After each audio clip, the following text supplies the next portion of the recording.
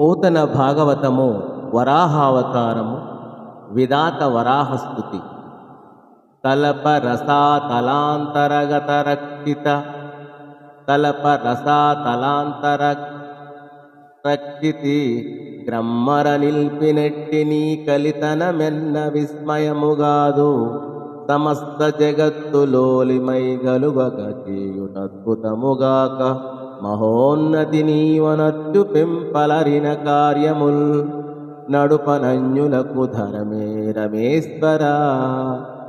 శ్రీవల్లభ, వాస్తవంగా ఆలోచిస్తే సమస్త లోకాలను క్రమానుసారంగా సృష్టించడం అన్నది అత్యద్భుతమైన విషయం.